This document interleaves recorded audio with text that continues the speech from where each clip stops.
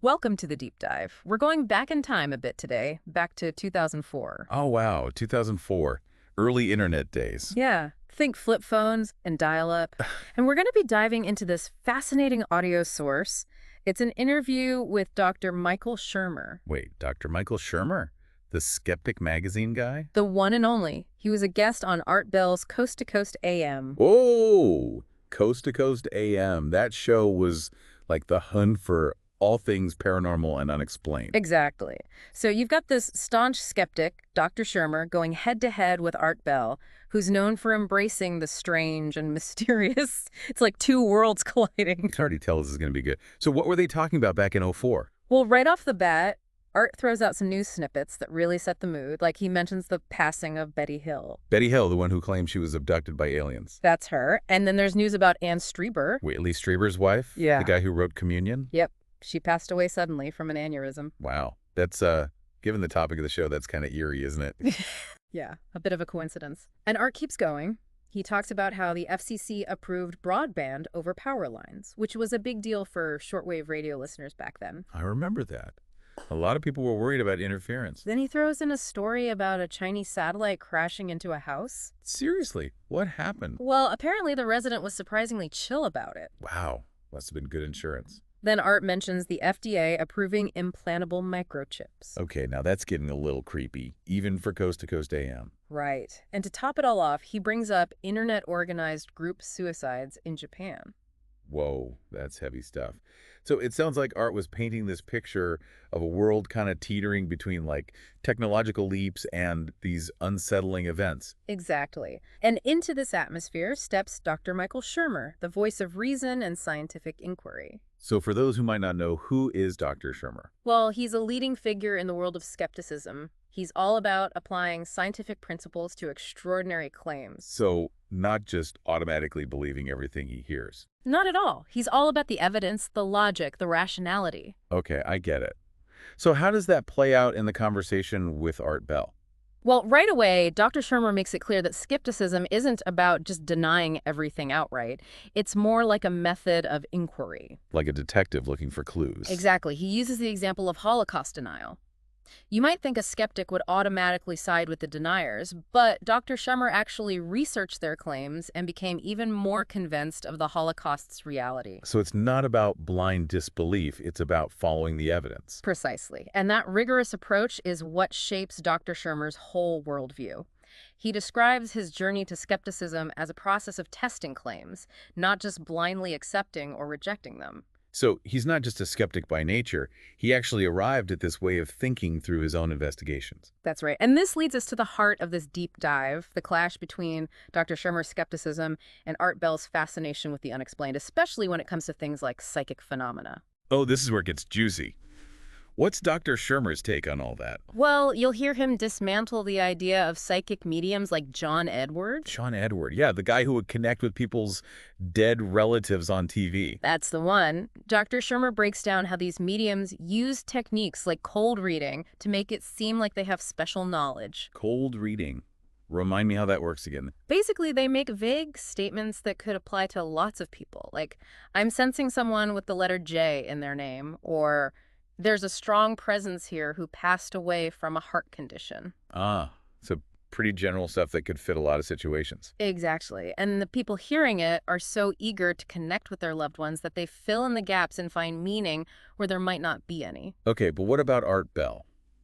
He's not going to just let that slide, is he? Of course not. He counters with the power of personal anecdotes and the idea that belief itself can have a real impact. He brings up things like the placebo effect, where people experience actual physical changes just because they believe something is working. It's like that saying, whether you think you can or think you can't, you're right. Right. And it really highlights the tension between objective evidence and subjective experience, which is at the core of a lot of debates about the paranormal. So are you saying there's no way to really know for sure? Well, let's keep exploring. They go on to discuss electronic voice phenomena, or EVP for short. EVP, those recordings that supposedly capture the voices of spirits. You got it. And get this, they actually play an example on the show. Whoa, they played an EVP on air. I bet that was creepy. I can only imagine, especially with Art Bell's voice setting the scene. So what did Dr. Shermer have to say about that? He approached it from a signal-to-noise perspective. He compared it to how SETI researchers search for signs of alien life amidst all the cosmic static. He suggested that maybe EVP enthusiasts are just misinterpreting random sounds as voices. So like pareidolia, Yeah. seeing faces in clouds or hearing words in static. Exactly.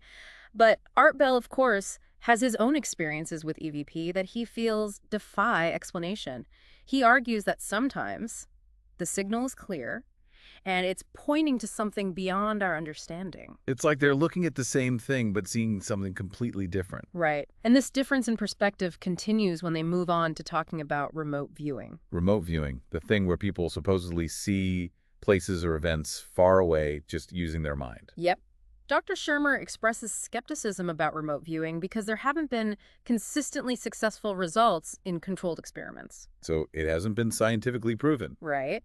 But Art Bell throws in a curveball by mentioning a case where a remote viewer supposedly described a bridge in Great Britain with amazing accuracy, even though they'd never been there. So an anecdote challenging the scientific principle. Exactly. And this takes us to even bigger questions like what happens after we die. Okay, now we're getting existential. Right. Dr. Shermer believes that consciousness most likely ends with death. He suggests that maybe someday technology like mind uploading could allow for some form of continued existence. But no soul floating off to heaven. Not according to Dr. Shermer. And you can almost hear Art Bell's eyebrows raising when he hears that. So how does Art respond? He shares a story about interviewing a person who was blind from birth but claimed to have regained their sight during a near-death experience. Wow, that's a pretty powerful counter-argument. It is. It suggests that maybe there's more to consciousness than science can currently explain. And that's where we'll leave it for now. Wait, that's it. We're stopping there. We've got to save some for next time. Oh, come on. You can't just leave us hanging like that. Don't worry. We'll pick up right where we left off in part 2. We'll delve deeper into Dr. Shermer and Art Bell's conversation, exploring the power of belief, the ethics of the placebo effect, and so much more. You won't want to miss it. You know, it's interesting because Dr. Shermer isn't saying people shouldn't be open to the unknown. Yeah, he even says that being a skeptic is different from being a cynic. Exactly. It's not about shutting down possibilities. More about asking why and show me the evidence. Right. And it made me think about something Art Bell said about skeptics. He called some of them manic. Manic, like over the top in their Yeah. debunking. Yeah, almost aggressive in trying to prove everyone wrong. I can see that. It's easy to get carried away when you think you're right. And Dr. Shermer actually admits that some skeptics can go overboard. But he also thinks a calmer approach, focusing on the evidence, is more effective. Like, you'll catch more flies with honey than with vinegar. Exactly. And that made me think about how we approach any disagreement, really, not just paranormal stuff. Oh, I see what you mean. Like, in politics or religion, it's easy to just shut down and not even listen. It's like everyone's so scared of being wrong. But what's cool about this 2004 conversation is Dr. Shermer and Art Bell, they're super different, but they stay respectful. Yeah, they disagree, but they're not, like, attacking each other or anything. And they even acknowledge each other's points like they're actually listening. Which is so rare these days, it seems like. Right. It's refreshing. And it shows a core part of skepticism, I think. Which is... Being open to other viewpoints. Yeah. And being willing to change your mind if there's good evidence. That's real intellectual honesty. It is. And there are times when Dr. Shermer says he's not sure about something or that maybe science will explain something paranormal someday. So he's not claiming to have all the answers. Not at all. He embraces the mystery while still wanting evidence, I don't know everything, but I'm willing to learn. Yeah, that's it. And that's a big takeaway for me from this whole deep dive. Skepticism done well, it helps us deal with all the information overload out there. So not dismissing weird stuff, but having the tools to think critically about it. Exactly.